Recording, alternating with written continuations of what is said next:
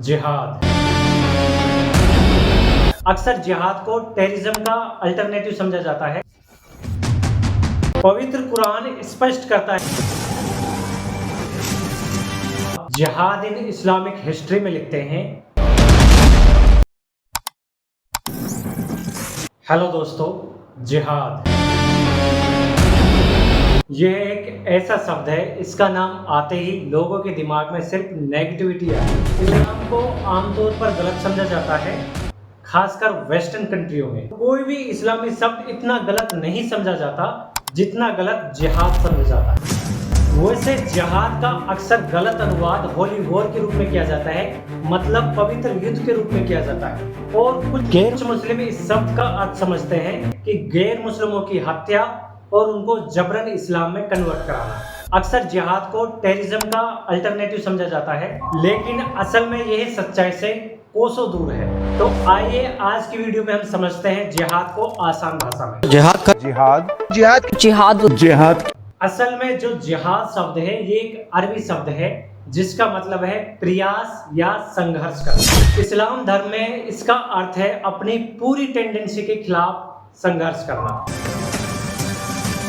चाहे वो अपने आत्म सुधार हो, चाहे अपने अंदर बुरे विचारों को खत्म करना हो, अपने रिलीजन के प्रति संघर्ष करना हो। ये सारी चीजें जिहाद में आती है, चाहे वे अपनी आध्यात्मिकता, शिक्षा या आर्थिक सुधार के रूप में हो।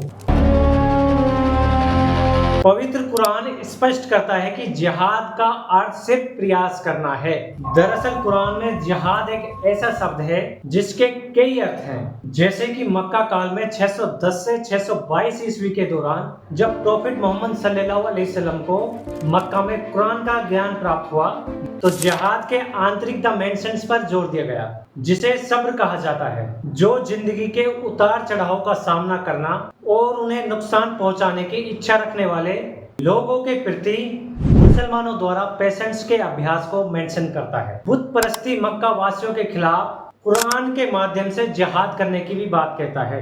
दरअसल जिसका मतलब है कि इस्लाम के संदेश को स्वीकार नहीं करने वालों के खिलाफ एक मौखिक और तर्कपूर्ण संघर्ष करना, यानी कि उनके खिलाफ जिहाद करना। जिहाद शब्द का नाम कुरान में कई बार आया है।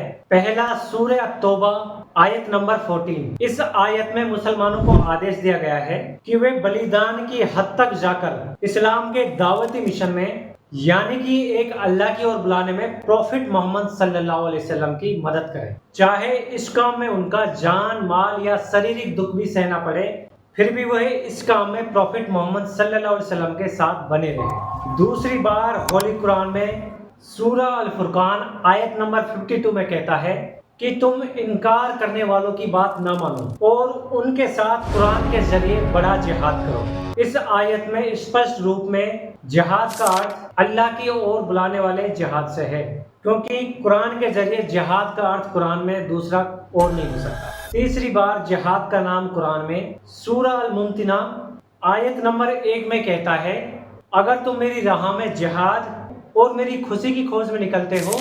ये जो आयत है मक्का फतेह होने से पहले उतरी थी। दरअसल 630 ईस्वी में प्रॉफिट मोहम्मद सल्लल्लाहु अलैहि वसल्लम अपने साथियों के साथ एक पीसफुल अभियान पर मदीना से मक्का की तरफ जा रहे थे। तभी एक सहाबी कहते हैं कि आज का दिन लड़ाई का दिन है। यह सुनकर प्रॉफिट मोहम्मद सल्लल्लाहु अलैहि वसल्लम कहते हैं, नहीं, आज का दिन लड़ाई का नहीं, दया का दिन है, रहमत का दिन है। चौथी मर्तबा कुरान में जिहाद का नाम सूरह अल हज आयत नंबर 78 में कहता है, अल्लाह के रास्ते में जिहाद करो जैसा कि जिहाद का हक है। इस आयत में जिहाद का मतलब दावती जिहाद से है। ए ईमान वालों, झुको और सजदा करो और अपने रब की बंदगी करो और भलाई करो ताकि तुम्हें कामयाबी मिले, और अल्लाह के रास्ते में मिलकर जिहाद करो जैसा कि जिहाद का हक है। माइकल बोनर जिहाद के बारे में अपनी किताब जिहाद इन इस्लामिक हिस्ट्री में लिखते हैं, दरअसल जिहाद का अर्थ पवित्र युद्ध नहीं है जैसा कि वेस्टर्न मीडिया में दिखाया जाता है। माइकल बोनर के मुताबिक शुरुआती इस्लामी दौर में जिहाद का मकसद सिर्फ धर्म फैलाना नहीं था, बल्कि इसे राज्य के विस्तार का एक सही तरीका माना जाता था। खलीफा उमैयद और अब्बासी के दौर में जिहाद का इस्तेमाल राजनीति को मजबूत करने और आर्थिक संसाधन बढ़ाने के लिए करते थे। बोनर जोर देते हैं कि आज के टेररिस्ट ग्रुप्स द्वारा जिस प्रकार जिहाद का यूज किया जाता है वह इस्लामी इतिहास और परंपराओं का गलत और तोड़ मरोड़ कर किया गया इस्तेमाल है। बोनर कहते हैं कि आधुनिक जिहादी टेररिस्ट ग्रुपों ने जिहाद की पारंपरिक डेफिनेशन से हटकर इसे एक कट्टर और पॉलिटिकल हथियार बना लिया है। माइकल बोनर कहते हैं कि जिहाद को केवल हिंसा और आतंकवाद के रूप में देखना ये हमारी ऐतिहासिक भूल है। वीडियो अगर आपको अच्छी लगी हो तो इसको ज्यादा से ज्यादा शेयर करें ताकि सभी लोगों तक सच्चाई पहुंचे।